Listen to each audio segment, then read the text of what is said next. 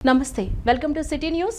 ఆంధ్రప్రదేశ్ రాజధాని అమరావతిలో central government general pool office accommodation ప్రాజెక్టుకు ఆమోదం తెలిపిన ప్రధాని నరేంద్ర మోదీ నేతృత్వంలోని కేంద్ర కేబినెట్కు సీఎం చంద్రబాబు ట్విట్టర్ ద్వారా కృతజ్ఞతలు తెలిపారు.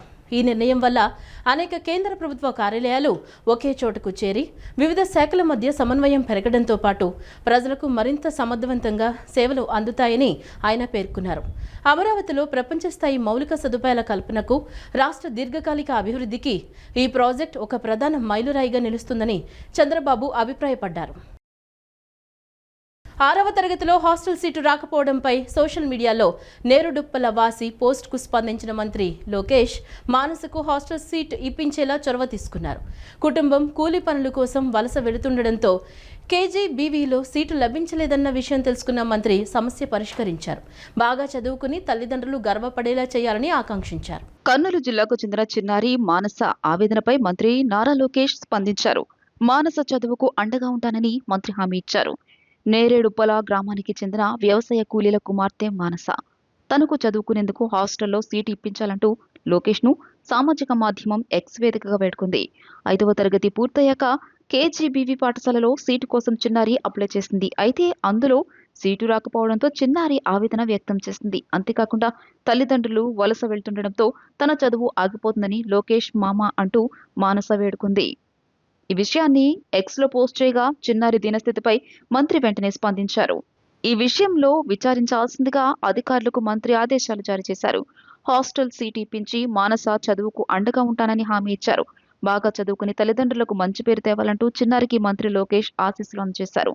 తన దీనస్థితిపై స్పందిస్తూ చదువుకునే అవకాశం కల్పించడంతో చిన్నారి మానస ఆమె తల్లిదండ్రులు ఆనందం వ్యక్తం చేస్తూ లోకేష్ కు ధన్యవాదాలు తెలియజేశారు.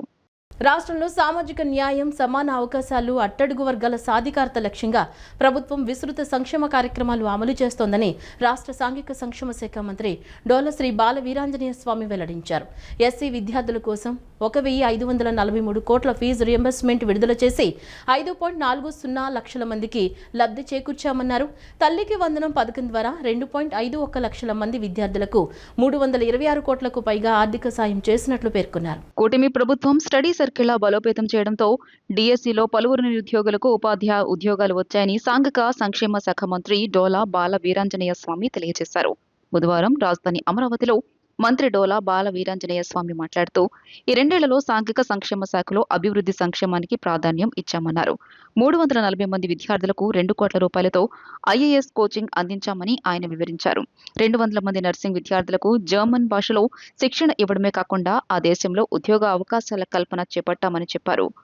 1,002 హాస్టళ్లలో 1.70 లక్షల మందికి పైగా విద్యార్థుల కోసం 916 కోట్ల రూపాయలు ఖర్చు చేస్తున్నామని మంత్రి డోలా తెలియజేశారు. 10వ తరగతిలో 85.32%, ఇంటర్లో 72.3% మంది విద్యార్థులు ఉత్తీర్ణత సాధించారన్నారు. గురుకులాలు, హాస్టళ్లలో మెరుగైన ఫలితాలు సాధించిన విద్యార్థులకు నగదు ప్రోత్సాహకాలు అందించామని తెలిపారు. 143 కోట్ల రూపాయలతో 774 హాస్టళ్ల ఆధునీకరణకు పనులు చేపట్టామని వివరించారు. ప్రతి హాస్టల్లో టాయిలెట్స్, శానిటేషన్ నిర్వహణకు అవుట్సోర్సింగ్ విధానం ద్వారా నిర్వహిస్తున్నామని చెప్పారు. ఎస్సీ విద్యార్థుల కోసం 1,543 కోట్ల రూపాయల ఫీజు రియంబర్స్మెంట్ విడుదల చేసి 5.40 లక్షల మందికి లబ్ధి చేకూర్చామని వెల్లడించారు. తల్లికి వందనం పథకం ద్వారా 2.51 లక్షల మంది విద్యార్థులకు 326 కోట్ల రూపాయలకు పైగా ఆర్థిక సాయం చేసినట్లు పేర్కొన్నారు. సాంఘిక సంక్షేమ గురుకులాలు, హాస్టళ్లలో విద్యా ప్రమాణాలు గణనీయంగా మెరుగుపడ్డాయని తెలిపారు. 10వ తరగతిలో 85.32%, ఇంటర్లో 72.30% ఉత్తీర్ణత నమోదైందన్నారు. గురుకులాల్లో 10వ తరగతిలో 89%, ఇంటర్లో 92% ఫలితాలు సాధించారని వివరించారు. విద్యార్థుల భద్రత, సౌకర్యాల కోసం 104.96 కోట్ల రూపాయలతో వసతి గృహాల్లో అభివృద్ధి పనులు చేపట్టామని, 989 వసతి గృహాల్లో ఏఐ ఆధారిత సీసీ కెమెరాలు ఏర్పాటు చేస్తున్నామని తెలియజేశారు. మా ముఖ్యమంత్రి గారు సామాజిక న్యాయానికి నమ్మిన సిద్ధాంతాలకు కట్టుబడిన వ్యక్తి. ఏదైతే డాక్టర్ బిఆర్ అంబేద్కర్ గారు చెప్పారో వారి ఆశయాలకు అనుగుణంగా సామాజిక, ఆర్థిక అసమానతలు తొలగించాలంటే విద్య చాలా ప్రధానం అని చెప్పి విశ్వసించిన వ్యక్తి మా ముఖ్యమంత్రి చంద్రబాబు నాయుడు గారు.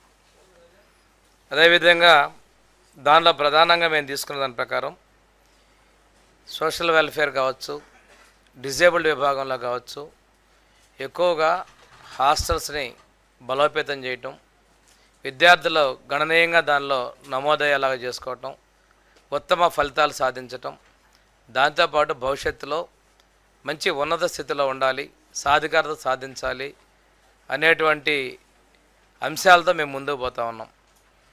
ఈ 2 సంవత్సరాల్లో మేము విద్యార్థులకి ఏకంగా 1543.17 కోట్ల ఫీజు రియంబర్స్మెంట్ని 5,40,000 మంది ఎస్సీ విద్యార్థులకు ఇవ్వడం జరిగింది. అది పోస్ట్ మెట్రిక్ స్కాలర్షిప్స్ కింద ఫీజు రియంబర్స్మెంట్ కింద. అదేవిధంగా ప్రీ మెట్రిక్, దాంతోపాటు తల్లికి వందనం ద్వారా కూడాను 2.51 లక్షల మందికి 326.74 కోట్ల రూపాయలని మనం ప్రీ మెట్రిక్ స్కాలర్షిప్స్ కింద ఇవ్వడం జరిగింది. అంతేకాకుండా 4,78 లక్షల రూపాయలతోటి 2,000 మందికి డిఎస్సి కోచింగ్ ఇస్తే అందులో 331 మంది డిఎస్సి ద్వారా టీచర్స్గా సెలెక్ట్ అయ్యారు.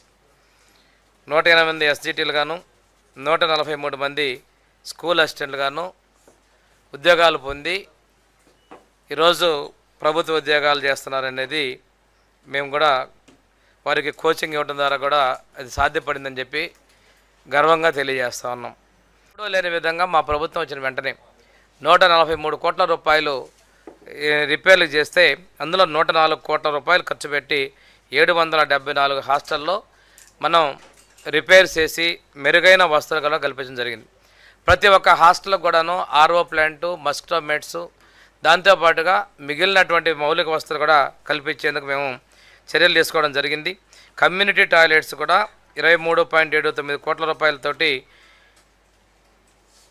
మంజూరు చేయడం కూడా జరిగింది. విజయవాడలో బుధవారం రాత్రి కురిసిన భారీ వర్షానికి రహదారులు జలమయంగా మారాయి. బెన్ సర్కిల్, నిర్మలా కాన్వెంట్ కూడలిలో రహదారులపై భారీగా వరద నీరు నిలిచింది. దీంతో వాహనదారులు తీవ్ర ఇబ్బందులు పడుతున్నారు. నగరంలోని లోతట్టు ప్రాంతాలు వర్షపు నీటిలో చిక్కుకున్నాయి. మున్సిపల్ సిబ్బంది ట్యాంకర్ల సాయంతో రోడ్లపై నీటిని తొలగిస్తున్నారు. ఉమ్మడి కృష్ణా జిల్లా వ్యాప్తంగా బుధవారం రాత్రి నుంచి గురువారం తెల్లవారుజాము వరకు ఉరుములు, మెరుపులు, పిడుగులతో కూడిన భారీ వర్షం పడడంతో యావత్ వాతావరణం దద్దరిల్లింది. ఎడతెరిపి లేకుండా కురిసిన ఈ భారీ వర్షం కారణంగా అటు నగర ప్రాంతాలు, ఇటు గ్రామీణ ప్రాంతాలు తీవ్రంగా ప్రభావితమయ్యాయి. ముఖ్యంగా విజయవాడ మహానగరం వరుణుడి ధాటికి విలవిల్లాడిపోయింది. రాత్రంతా కురిసిన కుండపోత వర్షానికి నగరంలోని ప్రధాన రహదారులన్నీ చెరువులను తలపించాయి.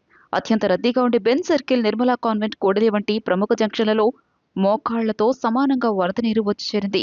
డ్రైనేజీలు పొంగి పొరడంతో వర్షపు నీరు రోడ్లపైకి చేరి ప్రధాన కూడళ్లన్నీ జలాశయాలుగా మారిపోయాయి. ఉదయాన్నే ఆఫీసులకు, విధులకు వెళ్లే ఉద్యోగులు, నిత్యావసరాల కోసం బయటకు వచ్చిన ప్రజలు, వాహనదారులు తీవ్ర ఇబ్బందులు ఎదుర్కొన్నారు. రోడ్లపై భారీగా నిలిచిన నీటి కారణంగా ద్విచక్ర వాహనాలు, కార్లు మధ్యలోనే ఆగిపోయాయి. కిలోమీటర్ల మేర ట్రాఫిక్ నిలిచిపోయింది. నగరంలోని లోతట్టు ప్రాంతాల పరిస్థితి మరింత దయనీయంగా మారింది. పలు కాలనీల్లోని ఇళ్లలోకి సైతం వర్షపు నీరు చేరడంతో స్థానిక ప్రజలు రాత్రంతా జాగారం చేయాల్సి వచ్చింది.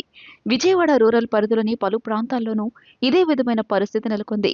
రహదారులు జలమయం కావడంతో రవాణా వ్యవస్థ పూర్తిగా స్తంభించిపోయింది. రంగంలోకి దిగిన విజయవాడ నగరపాలక సంస్థ అధికారులు, మున్సిపల్ సిబ్బంది యుద్ధ ప్రాతిపదికన సహాయక చర్యలు చేపట్టారు. భారీ మోటార్లు, వాటర్ ట్యాంకర్ల సాయంతో ప్రధాన రహదారులపై నిలిచిన వరద నీటిని తోడేసేందుకు తీవ్రంగా శ్రమిస్తున్నారు. డ్రైనేజీ పూడికలను తొలగిస్తూ నీరు సజావుగా సాగిపోయేలా చర్యలు తీసుకుంటున్నారు. రాబోయే కొన్ని గంటల్లో కూడా వర్ష సూచన ఉన్నందున ప్రజలు అత్యవసరమైతే తప్ప బయటకు రావద్దని, లోతట్టు ప్రాంతాల ప్రజలు అప్రమత్తంగా ఉండాలని అధికారులు హెచ్చరిస్తున్నారు.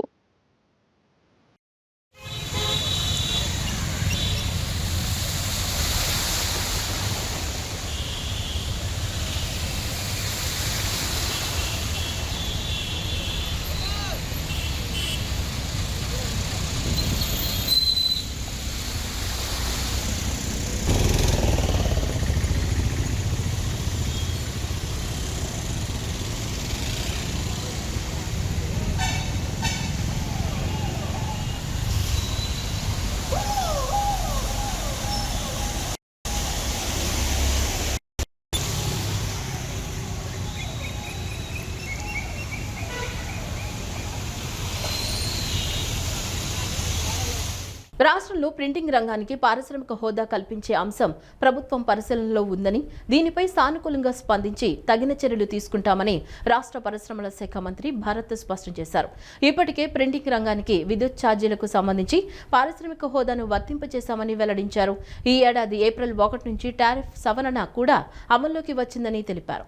రాష్ట్రంలో ప్రింటింగ్ రంగానికి పారిశ్రామిక హోదా కల్పించే అంశం ప్రభుత్వం పరిశీలనలో ఉందని, దీనిపై సానుకూలంగా స్పందించి తగిన చర్యలు తీసుకుంటామని రాష్ట్ర పరిశ్రమల శాఖ మంత్రి భరత్ స్పష్టం చేశారు. బుధవారం విజయవాడ క్లబ్లో ఆంధ్రప్రదేశ్ రాష్ట్ర ఆఫ్సెట్ ప్రింటర్స్ అసోసియేషన్ అధ్యక్షులు పెంట్యాల బసవయ్య అభినందన కార్యక్రమం జరిగింది. ఈ కార్యక్రమానికి ముఖ్య అతిథిగా రాష్ట్ర పరిశ్రమల శాఖ మంత్రి టీజీ భరత్ విచ్చేశారు. ఈ సందర్భంగా ప్రింటింగ్ అసోసియేషన్ ప్రతినిధులు తమ సమస్యలపై మంత్రికి వినతి పత్రం అందజేశారు. అనంతరం మంత్రి భరత్ మీడియాతో మాట్లాడుతూ ముఖ్యమంత్రి నారా చంద్రబాబు నాయుడు నేతృత్వంలోని కూటమి ప్రభుత్వం పారిశ్రామిక రంగానికి పెద్దపీట వేస్తోందని గుర్తు చేశారు. ఇప్పటికే ప్రింటింగ్ రంగానికి విద్యుత్ ఛార్జీలకు సంబంధించి పారిశ్రామిక హోదాను వర్తింపజేశామని, ఈ ఏడాది ఏప్రిల్ 1 నుంచి టారిఫ్ సవరణ కూడా అమల్లోకి వచ్చిందని తెలియజేశారు. ప్రపంచంలోని పలు అభివృద్ధి చెందిన దేశాల్లో ప్రింటింగ్ రంగాన్ని 4వ లేదా 5వ అతిపెద్ద పరిశ్రమగా గుర్తిస్తూ పారిశ్రామిక హోదా కల్పించాలని మంత్రి పేర్కొన్నారు. ముద్రణ రంగాన్ని ఒక పరిశ్రమగా గుర్తించాలని, రాష్ట్రంలో నూతనంగా ఏర్పాటు చేసే పారిశ్రామిక పార్కుల్లో ప్రింటింగ్ పరిశ్రమల కోసం ప్రత్యేకంగా ప్లాట్లను రిజర్వ్ చేసి కేటాయించాలని ఆంధ్రప్రదేశ్ రాష్ట్ర ఆఫ్సెట్ ప్రింటర్స్ అసోసియేషన్ అధ్యక్షులు పెంట్యాల బసవయ్య ప్రభుత్వానికి విజ్ఞప్తి చేశారు. ముద్రణ రంగానికి గతంలో ఎదురైన విద్యుత్ ఛార్జీల భారాన్ని ఈ సందర్భంగా గుర్తు చేశారు. గత 2011వ సంవత్సరంలో అప్పటి ప్రభుత్వం తీసుకునే నిర్ణయం వల్ల ముద్రణ రంగాన్ని ఇండస్ట్రియల్ కేటగిరీ నుంచి కమర్షియల్ కేటగిరీలోకి మార్చారని, దీనివల్ల గత 15 సంవత్సరాలుగా తాము అత్యధికంగా కమర్షియల్ విద్యుత్ ఛార్జీలు చెల్లిస్తూ తీవ్ర ఇబ్బందులు పడ్డామని వివరించారు. అయితే ప్రస్తుత కూటమి ప్రభుత్వ సహకారంతో ఏపీ ఈఆర్సీ హియరింగ్కు హాజరై న్యాయవాదుల ద్వారా బలమైన వాదనలు వినిపించి ముద్రణ రంగాన్ని తిరిగి కమర్షియల్ నుంచి ఇండస్ట్రియల్ కేటగిరీలోకి మార్పించుకోగలిగామని తెలిపారు. ఇందుకు ఎంతగానో సహకరించిన మంచి ప్రభుత్వానికి, మంత్రివర్యులకు, ముద్రణ రంగ పారిశ్రామికవేత్తల తరపున ఆయన ప్రత్యేక ధన్యవాదాలు, కృతజ్ఞతలు తెలియజేశారు.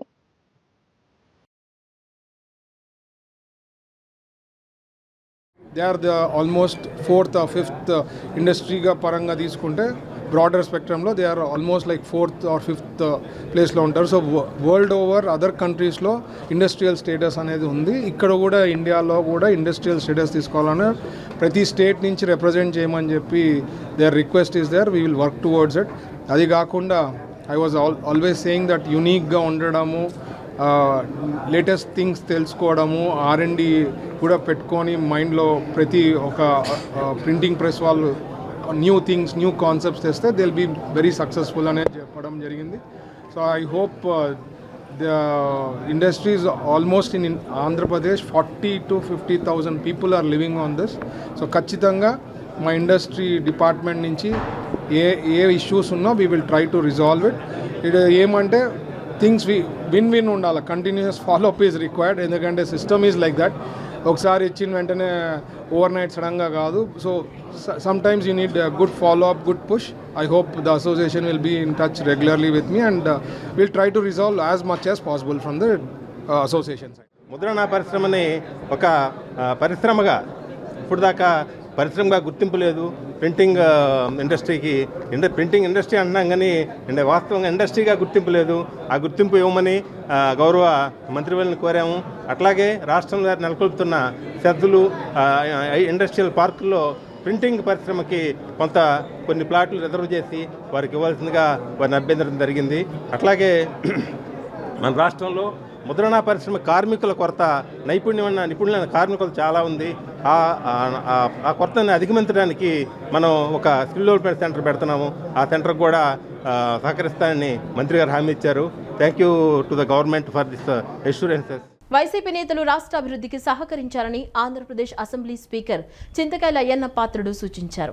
ఏపీలో జరుగుతున్న అభివృద్ధి పనులకు జగన్ అండ్ కో అడ్డుపడడం భావ్యం కాదని పేర్కొన్నారు. వైసీపీ ప్రతిదానికి అడ్డంకిగా ఏర్పడితే రాష్ట్రాభివృద్ధి ఎలా జరుగుతుందని ప్రశ్నించారు. రాష్ట్రం బాగుంటేనే పార్టీలైనా ప్రజలైనా బాగుంటారని చెప్పుకొచ్చారు. అప్పుడే ఏపీ అభివృద్ధి చెందుతుందని వివరించారు. ఇప్పటిదాకా తెలుగుదేశం పార్టీకి తాను సేవలందించానని, ఇప్పటి నుంచి తమ కుమారుడికి సేవలందించే అవకాశం రావటం సంతోషకరమని చెప్పుకొచ్చారు. తెలుగుదేశం పార్టీ ఆవిర్భావం నుంచి పార్టీలో ఉన్నందుకు తగిన గుర్తింపు లభించిందని అన్నారు. ముఖ్యమంత్రి నారా చంద్రబాబు నాయుడు, మంత్రి లోకేష్ తమ కుటుంబంపై ఉంచిన గురుతర బాధ్యతను పార్టీకి అంకితం చేస్తున్నామని అయ్యన్న పాత్రుడు పేర్కొన్నారు. మరి ఈరోజు చాలా ఆనందంగా ఉంది. ఎందుకంటే నేను 20 సంవత్సరాల నుంచి కూడా అమ్మవారి ప్రభావం గురించి నాకు తెలుసు. అది 20 సంవత్సరాలు బట్టి రావాలని ప్రయత్నం చేశాను, కానీ ఎప్పుడు నాకు అవకాశం రావట్లేదు. మరి ఈసారి నా అదృష్టం నా కొడుకుతో సహా వచ్చి అమ్మవారి దర్శనం చేసుకోవాలని అదృష్టం నాకు దక్కింది. అలాగే రఘురామరావు కానీ తాతయ్య గారు కానీ మేమందరం కూడా ఒక కుటుంబంలో ఉండేవాళ్ళం. మేము మంత్రిగా రఘురామరావు గారు ఉన్నప్పుడు, అలాగే తాతయ్య గారు లాస్ట్ టైము ఈ టైము ఎమ్మెల్యేగా అంతా కలిసి ఒక అన్నదమ్ముళ్ళలాగా కుటుంబంలాగా ఉండేవాళ్ళు. రఘురామ గారు నా వయసు ఇచ్చి ఒకటి అనుకుంటాను, నెలల తేడా అంతే. 70 వచ్చేస్తున్నాయి మాకు. నేను ఈవేళ అమ్మవారిని ముఖ్యంగా కోరుకున్నది ఏంటంటే, అది చెప్పాలి మనసులో మాట. 83లో ఎన్టీ రామారావు గారు పిలిచి నాకు ఎమ్మెల్యే సీట్ ఇచ్చారు. అప్పుడు నా వయసు 25 సంవత్సరాలు, ఫస్ట్ టైం ఎమ్మెల్యే. అప్పటి నుంచి ఇప్పుడు వరకు ఇన్ని సంవత్సరాలు కూడా అదే పార్టీలో ఉండి నాకు అవకాశం ఇచ్చారు. నాకు ఈ స్థాయి వచ్చిందంటే ఎన్టీ రామారావు గారు, తెలుగుదేశం పార్టీ. అదే పార్టీలో ఎన్ని ఇబ్బందులు ఉన్నా, ఎన్ని ఇబ్బందులు పెట్టినా ఆ పార్టీని నమ్ముకొని పెద్ద ఆయనకి చంద్రబాబు నాయుడు గారికి, ఇప్పుడు లోకేష్ గారికి కూడా మేము ఫ్రెండ్లీగా సేవ చేసుకుంటూ పార్టీకి ఉన్నాం. అలాగే నా అదృష్టం ఏంటంటే, నేను బ్రతికుండగా స్పీకర్ స్థానంలో ఉండగా మళ్ళీ నా కొడుక్కి రాజ్యసభ రావడం. అది కూడా మొదటి నుంచి పార్టీ పనిచేస్తున్నాడు ఐటీడీపీలో. నేను దేవుడికి కొన్నానంటే, నాకు ఏ స్థైర్యాన్ని ఇచ్చారో, బ్లెస్సింగ్స్ అని ఇచ్చారో దేవుడు కూడా, అమ్మవారు కూడా మా అబ్బాయికి అందరికీ కూడా ఆ స్థైర్యాన్ని, ధైర్యాన్ని ఇచ్చి ఆశీర్వదించి, నేను ఇప్పుడు వరకు నేను సేవ చేశాను. రాబోయే రోజుల్లో ఈ పార్టీకి మా కొడుకు సేవ చేయాలి. ఆ అవకాశం వాళ్ళు కల్పించుకొని అమ్మవారిని మనసుకుంటున్నాను. ఏంటంటే, ఈ రాష్ట్రం బాగుండాలంటే ఒక మంచి నాయకత్వం కావాలి. మంచి నాయకత్వం ఉంటే రాష్ట్రం బాగుంటుంది. అంటే రాష్ట్రం ముందు ముఖ్యం, పార్టీ తర్వాత రెండు. పార్టీ బాగుంటే రాష్ట్రం బాగుంటుంది. అంటే రాష్ట్రం బాగుండాలని కోరుకున్నాను. దానికి అన్ని పార్టీలు కూడా సహకరిస్తున్నాయి, ఎక్సెప్ట్ ఒక పార్టీ. వాళ్ళు కూడా మనసు మార్చమని కోరుకున్నాను. రాష్ట్ర వ్యాప్తంగా చేపట్టిన 36 ప్రాధాన్య ప్రాజెక్టుల్లో కర్నూలు జిల్లాలోని వేదవతి లిఫ్ట్ స్కీమ్ కూడా ఉందని, దీన్ని 2028 నాటికి పూర్తి చేయాలని సీఎం చంద్రబాబు ఆదేశించారని మంత్రి నిమ్మల రామానాయుడు తెలిపారు. కర్నూలు జిల్లాలో 68 ట్యాంకుల పథకంలో భాగమైన జొన్నగిరి ట్యాంకుకు పైప్ లైన్ నిర్మాణంపై అంచనాలు రూపొందించాలని అధికారులను ఆదేశించారు. గురు రాఘవేంద్ర ప్రాజెక్టుకు మరమ్మతుల కోసం ప్రత్యేక ప్రణాళిక రూపొందించి ఎమ్మిగనూరు, మంత్రాలయం నియోజకవర్గాలకు సాగు, త్రాగునీరు అందించేలా చర్యలు చేపట్టాలన్నారు. కర్నూలు జిల్లా పశ్చిమ ప్రాంతాన్ని సస్యశ్యామలం చేస్తాం. తన శాఖ పరిధిలోని సాగునీటి ప్రాజెక్టుల పనులు మొదలయ్యేలా చర్యలు తీసుకుంటామని జిల్లా ఇన్ఛార్జి మంత్రి నిమ్మల రామానాయుడు హామీ ఇచ్చారు. జిల్లాలోని అన్ని నియోజకవర్గాల ఎమ్మెల్యేలు, మంత్రి టీసీ భరత్, ఎంపీ నాగరాజు నియోజకవర్గ ఇన్ఛార్జీలతో బుధవారం రాత్రి అమరావతిలో భేటీ అయ్యారు. ప్రతి ఒక్కరితో మాట్లాడి వారి పరిధిలో పరిష్కరించాల్సిన సమస్యలు తెలుసుకున్నారు. వాటిని పరిష్కరించేందుకు తీసుకోవాల్సిన చర్యలపై చర్చించారు. కర్నూలు పశ్చిమ ప్రాంతంలో సాగు, తాగునీటికి ఎలాంటి కొరత లేకుండా చూస్తామని హామీ ఇచ్చారు. గుండ్రేవుల, ఆర్టీఎస్, కుడికాలువ, గాజులు దిన్నె, వేదవతి, గురు రాఘవేంద్ర ప్రాజెక్టుల పెండింగ్ పనుల గురించి తెలుసుకున్నారు. గాజు దిన్నెలో మరో టీఎంసీ నీరు నిల్వ ఉంచడానికి వీలుగా పనులు పూర్తి చేస్తామన్నారు. 2028వ సంవత్సరానికి వేదవతిని పూర్తి చేస్తామన్నారు. 16వ తేదీన కర్నూలులో కూడా ప్రజా ప్రభుత్వానికి 2 ఏళ్లు పేరుతో సమావేశం నిర్వహించాలని నిర్ణయించారు. ప్రస్తుతం వాతావరణ పరిస్థితుల నేపథ్యంలో జిల్లాలో అకాల వర్షాలు కురిసే అవకాశం ఉన్నందున అన్ని శాఖల అధికారులు అప్రమత్తంగా ఉండాలని జిల్లా కలెక్టర్ డాక్టర్ జి లక్ష్మీషా ఆదేశించారు. రెవెన్యూ, పోలీస్, విద్యుత్, R&B తదితర శాఖలు అత్యవసర పరిస్థితుల్లో వెంటనే స్పందించేలా సిద్ధంగా ఉండాలని చెప్పారు. ప్రజలు వర్షాల సమయంలో చెట్ల కింద, విద్యుత్ స్తంభాల సమీపంలో నిలవకూడదని, చిన్న పిల్లలు, వృద్ధులను జాగ్రత్తగా చూసుకోవాలని సూచించారు. ప్రస్తుతం వాతావరణ పరిస్థితుల నేపథ్యంలో జిల్లాలో అకాల వర్షాలు కురిసే అవకాశం ఉందన్న అన్ని శాఖల అధికారులు అప్రమత్తంగా ఉండాలని జిల్లా కలెక్టర్ డాక్టర్ జి లక్ష్మీషా ఆదేశించారు. వాతావరణ విపత్తుల నిర్వహణ శాఖ సూచనల మేరకు ముందస్తు జాగ్రత్త చర్యలు తీసుకోవాలని సూచించారు. విజయవాడ నగరపాలక సంస్థ, మున్సిపల్, పంచాయతీ శాఖలు డ్రైనేజీ వ్యవస్థల విషయంలో జాగ్రత్తగా ఉండాలని, ఎక్కడ నీరు నిల్వ కాకుండా చర్యలు తీసుకోవాలని ఆదేశించారు. వ్యవసాయ శాఖ అధికారులు రైతులకు తగిన సూచనలు ఇవ్వాలని, పంటలకు నష్టం కలగకుండా జాగ్రత్తలు తీసుకోవాలని తెలియజేశారు. ముఖ్యంగా మిర్చి రైతులను అప్రమత్తం చేయాలని, కళ్ళాల్లోని మిర్చిని జాగ్రత్తగా భద్రపరుచుకునేలా చేయూత ఇవ్వాలని ఆదేశించారు. రెవెన్యూ, పోలీస్, విద్యుత్, ఆర్ఎండ్బి తదితర శాఖల అత్యవసర పరిస్థితుల్లో వెంటనే స్పందించేలా సిద్ధంగా ఉండాలని చెప్పారు. ప్రజలు వర్షాల సమయంలో చెట్ల కింద, విద్యుత్ స్తంభాల సమీపంలో నిలబడకూడదని, చిన్నపిల్లలు, వృద్ధులను జాగ్రత్తగా చూసుకోవాలని సూచించారు. ఎలాంటి అత్యవసర పరిస్థితులు ఎదురైనా స్థానిక అధికారులను వెంటనే సంప్రదించాలని కోరారు. అదేవిధంగా కలెక్టర్ కార్యాలయంలో కూడా కమాండ్ కంట్రోల్ కేంద్రం అందుబాటులో ఉందని, ఈ నెంబర్ కూడా ఫోన్ చేసి తెలియజేయవచ్చని కలెక్టర్ సూచించారు.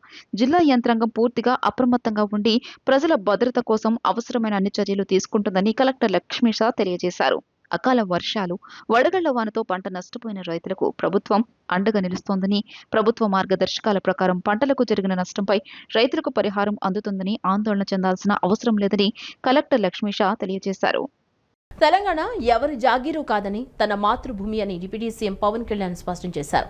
తాను హైదరాబాద్కు రావడాన్ని, రాజకీయ కార్యకలాపాలు నిర్వహించడాన్ని కొన్ని చిన్నా చితక శక్తులు సవాల్ చేస్తున్నాయని ఆయన తీవ్రంగా విమర్శించారు. ప్రాంతీయ లేదా భాషాపరమైన విభజనల కంటే దేశ ఐక్యత ముఖ్యమని పవన్ కళ్యాణ్ అన్నారు. రాజకీయ నేతలు ఉత్తర, దక్షిణ విభేదాలను ప్రోత్సహించేలా మాట్లాడడం సరికాదన్నారు. ఉత్తరాది, దక్షిణాది అనే భావన సరికాదని ఉప ముఖ్యమంత్రి పవన్ కళ్యాణ్ పేర్కొన్నారు. ఈ భావన పెరిగితే దేశానికి ప్రమాదకరమని చెప్పారు. సమస్యలుంటే ఎక్కడైనా వాటిపై మాట్లాడొచ్చని తెలిపారు. ముఖ్యమంత్రి హోదాలో ఉన్నవారు ఉత్తర, దక్షిణ ప్రాంతాలంటూ మాట్లాడరాదని హితవు పలికారు. విభజనవాదం దేశానికి మంచిది కాదన్నారు. 570కు పైగా సంస్థానాలను కష్టపడి విలీనం చేస్తే దేశం ఇలా ఉందని గుర్తు చేశారు. ఢిల్లీలో నిర్వహించిన ఓ పాడ్కాస్ట్ లో పవన్ కళ్యాణ్ పాల్గొని మాట్లాడారు. తాను హైదరాబాద్ రాకూడదని కొందరు నాయకులు అన్నారని పవన్ కళ్యాణ్ వివరించారు. అలా అయితే దక్షిణాదితో రాహుల్ గాంధీకి సంబంధం లేదని చెప్పాల్సి ఉంటుందన్నారు. తాను యువకుడిగా ఉన్నప్పుడు నక్సలైట్ గా మారాలని అనుకున్నట్లు చెప్పారు. కానీ అన్నయ్య తనను నిర్మాణాత్మకమైన మార్గం వైపు నడిపించినట్లు తెలిపారు. రాజకీయాలు మారడంతో పాటు ప్రాంతీయ వివక్ష, విధ్వంసకర ధోరణి ఉండరాదని యువత కోరుకుంటుందని చెప్పారు. చెప్పే మాటలో అర్థం, హేతుబద్ధత ఉండే నేతలే వారికి కావాలని పేర్కొన్నారు. తమ సమస్యలు తెలుసుకుని పరిష్కరించాలని ప్రజలు కోరుతున్నారని పవన్ కళ్యాణ్ వెల్లడించారు. తెలంగాణలో పోటీ చేయాలని మా పార్టీ నాయకులు కోరారు. తెలంగాణ అభివృద్ధి కావాలని కోరుకుంటున్నా. నేనెప్పుడు ఎక్కడికి వెళ్లాలో ఇతర వ్యక్తులు చెప్పలేరు. ఈ దేశం నాది, ఎక్కడికైనా వెళ్లవచ్చనే ఉద్దేశంతోనే జాగీర్ అనే పదం వాడాను. తమిళనాడు, కర్ణాటకలోనూ చాలా మంది తెలుగు వాళ్ళు ఉన్నారు. రాష్ట్ర విభజనకు నేనెప్పుడూ వ్యతిరేకం కాదు. చేసిన తీరునే వ్యతిరేకించా. విభజన విషయంలో కాంగ్రెస్ పార్టీ సరిగా వ్యవహరించలేదని పవన్ కళ్యాణ్ వ్యాఖ్యానించారు. దేశంలో ప్రజాస్వామ్య పరిస్థితులు ఆందోళనకరంగా ఉన్నాయని, ఓటర్లు పాలకులను ఎన్నుకునే పరిస్థితి పోయి పాలకులే ఓటర్లు ఎవరో నిర్ణయించేలా ఎస్ఐఆర్ ప్రక్రియ సాగుతోందని ప్రముఖ మేధావి పరకాల ప్రభాకర్ విమర్శించారు. ఈ ప్రక్రియ ద్వారా సుమారు 6.5 కోట్ల ఓట్లను తొలగించారని ఆందోళన వ్యక్తం చేశారు. భారీ సంఖ్యలో ఓట్ల తొలగింపు జరగడంపై సుప్రీంకోర్టును కూడా ఆశ్రయించినట్లు తెలిపారు. విజయవాడ ఆటోనగర్లోని ఆటోమొబైల్ టెక్నీషియన్స్ అసోసియేషన్ హాల్లో ఎస్ఐఆర్ కమిటీ ఆధ్వర్యంలో ఓటర్ లిస్టుపై అవగాహన సదస్సు జరిగింది. ఈ కార్యక్రమంలో ప్రముఖ మేధావి పరకాల ప్రభాకర్, మాజీ మంత్రి వడ్డే శోభనాద్రీశ్వరరావు పాల్గొన్నారు. ఈ సందర్భంగా పరకాల ప్రభాకర్ మాట్లాడుతూ దేశంలో ప్రజాస్వామ్య పరిస్థితులు ఆందోళనకరంగా ఉన్నాయని, ఓటర్లు పాలకులను ఎన్నుకునే పరిస్థితి పోయి పాలకులే ఓటర్లు ఎవరో నిర్ణయించేలా ఎస్ఐఆర్ ప్రక్రియ సాగుతోందని విమర్శించారు.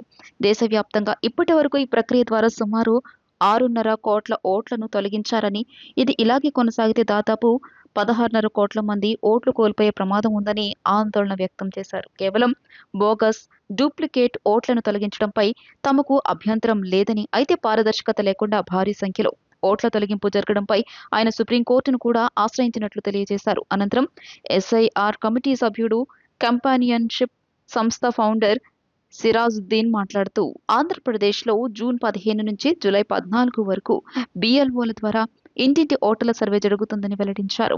ఈ ప్రక్రియపై ప్రజల్లో సరైన అవగాహన లేకపోవడం వల్ల చాలా మంది ఓటు హక్కుతో పాటు భవిష్యత్తులో ప్రభుత్వ పథకాలు, పౌరసత్వానికి కూడా ముప్పు వస్తుందేమోననే భయంతో ఉన్నారని పేర్కొన్నారు. ప్రజలు తమ ఓటును సులువుగా తనిఖీ చేసుకునేందుకు ఒక వెబ్సైట్ను, క్యూఆర్ కోడ్ను రూపొందించినట్లు ఆయన తెలియజేశారు.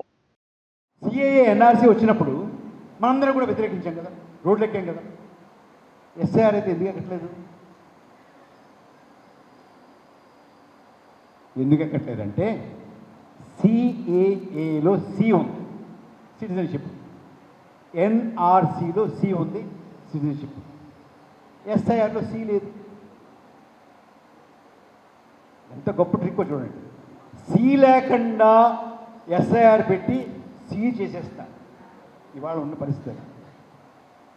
అంచేత మిత్రులారా, రాజకీయ పార్టీలు పెద్దలందరూ ఉన్నారు, ఏమనుకోకండి. రాజకీయ పార్టీలన్నీ కలిసి ఏమైనా సరే ఈ దేశంలో ఎస్ఐఆర్ జరపడానికి వీల్లేదు అనాలి. కానీ అనలేకపోతున్నారు. వాళ్ళ అసెస్మెంట్ వాళ్ళు ఉండొచ్చు, మన శక్తి లేదు, మనం ఆపలేము, ఎలాగా అయిపోతుంది ఇది అని. ఎస్ఐఆర్ ఎట్టి పరిస్థితుల్లోనూ జరగడానికి వీలు లేకుండా చేసుంటే మనకి ఈ తిప్పలు తప్పే. గతంలో కూడా ఎస్ఐఆర్లు జరిగి ఉండడం, వాటిలో ఇంత తీవ్రత ఉండకపోవడం వల్ల పర్లేదు, మన ఓటు ఉంటుంది, నేను ఎప్పటి నుంచో ఇక్కడే ఉన్నాను కదా, అందరు నాకు తెలిసిన వాళ్ళే కదా అని ధైర్యం కావచ్చు, మనకి ఏమవుతుంది అనుకునే కావచ్చు. చాలామంది అండి, ఒక కమ్యూనిటీ అని కాదు, అందరు కూడా అలాంటి అపోహలో ఉన్నారు. సో అసలు ఎస్ఐఆర్ వల్ల దాన్ని ఎలాగా ఫేస్ చేయాలో అలా చేయకుండా ఉంటే కనుక ఏ విధమైన నష్టం జరుగుతుంది, ఏ విధమైన ప్రాబ్లమ్స్ ఫేస్ చేయగలుగుతారు. రీసెంట్గా మనం చూస్తే బెంగాల్లో దాదాపు 91 లక్షల ఓట్లు, తమిళనాడులో 80 లక్షల ఓట్లు, వీళ్ళన్నీ పోయాయి చాలామందికి.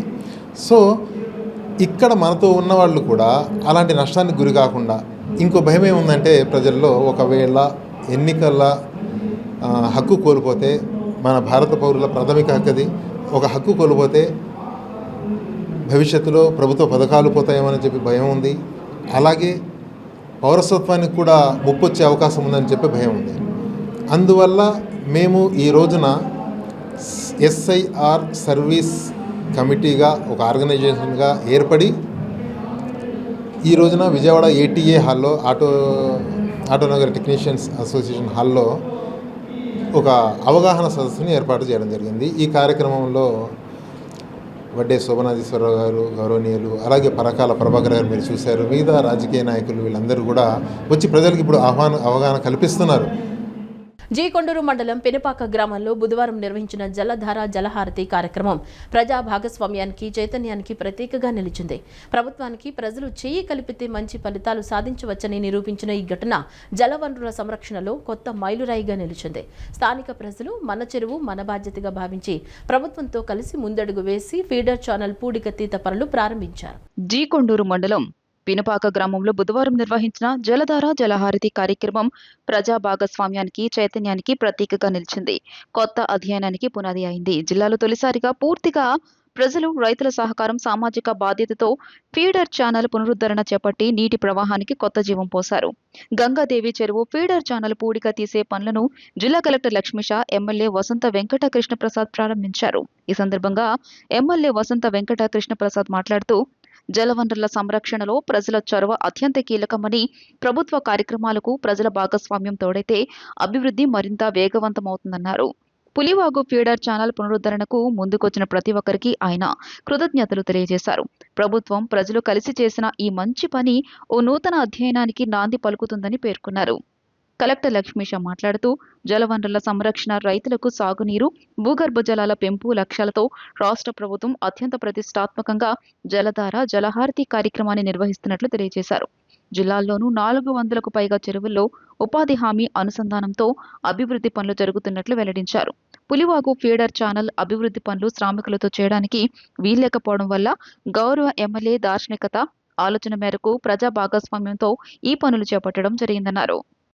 మైలవరం నియోజకవర్గం జీ కొండూరు మండలం పినపాక గ్రామంలో జలధార జలహారతి కార్యక్రమం కింద పినపాక గ్రామంలో కార్యక్రమాన్ని రైతులతో మొదలెట్టడం జరిగింది. గ్రామస్తులు, ప్రభుత్వం సంఘటితంగా కలిపి ఈ కార్యక్రమాన్ని ముందుకు తీసుకుపోవడం కోసం జిల్లా యంత్రాంగం అంతా కలిసి పనిచేస్తూ ఉన్నాం. రేపు వచ్చే వర్షాకాల సీజన్లో చెరువుకి పూర్తి స్థాయిలో నీరు రావడాలంటే పులివాగు నుంచి దీనికి కనెక్ట్ అయ్యే బ్రాంచ్ కెనాలు అంత అధ్వానమైన స్థితిలో ఉంది. దాన్ని ఇప్పుడు NRGSలో చేయాలంటే ఆ కూలీలకి పనిచేయడానికి అది కష్టమైన పరిస్థితి. కాబట్టి రైతుల భాగస్వామ్యంతో ఇదంతా సమన్వయపరిచి పని చేపిస్తూ ఉన్నాం. తప్పకుండా ఈ సంవత్సరం ఈ చెరువు నింపే లక్ష్యంతో పనిచేస్తాం. జలధార జలహారతిలో భాగంగా రాష్ట్ర వ్యాప్తంగా ఒక ఉద్యమంలాగా గ్రౌండ్ వాటర్ రీఛార్జ్ యాక్టివిటీ జరుగుతున్నాయి. దాంట్లో భాగంగా NTR జిల్లాలో ఇప్పటికే దాదాపుగా మనకున్న 410 చెరువుల్లో అనేక రకాల వర్క్స్ని ఎంజీఎన్ఆర్జీఎస్ ద్వారా ఉపాధి హామీ పథకం ద్వారా చేయడం జరుగుతూ ఉంది. ఎంజీఎన్ఆర్జీ ద్వారా ఎంత చేసినప్పటికీ ఇంకా కొన్ని వర్క్స్ మనము ఈ ఫీడర్ కెనాల్ వర్కు అట్లాగే ఈ పూడిక తీయడం ఇవన్నీ చేయలేకపోతున్నాము. ఎందుకంటే లేబర్తో అది కష్టమైన పని అవుతూ ఉంది.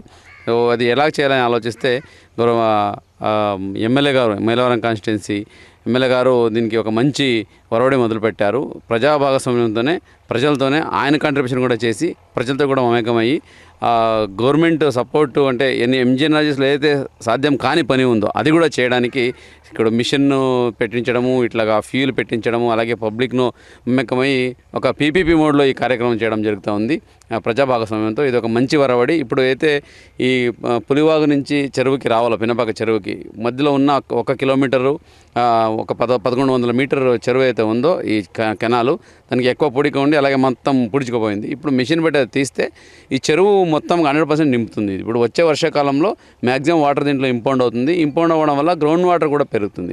మెయిన్లీ జలార్తి ఉద్దేశం ఇదే. ఎక్కడైతే ఎక్కువ నీళ్లు ఉంటాయో ఈ కారణాంతరం పోతూ ఉందో దాన్ని ఇప్పుడు వాటర్ వచ్చేలా చేయాలి. వచ్చే నీటిని కంపల్సరీగా భూగర్భ జలాన్ని నింపాలి.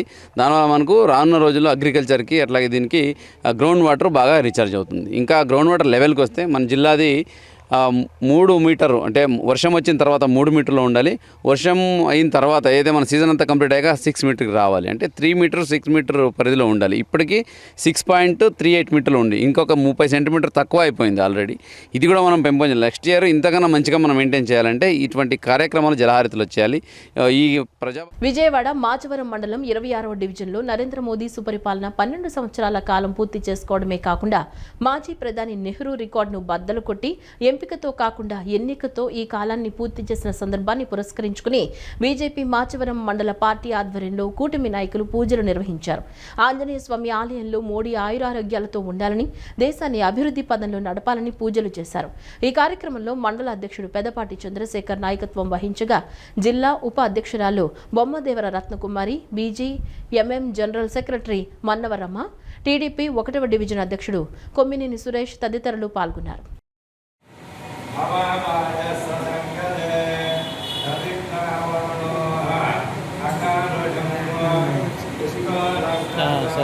అంటే ఆపేస్తానులేండి, అయిపోయి వచ్చింది కదా. సరే సరే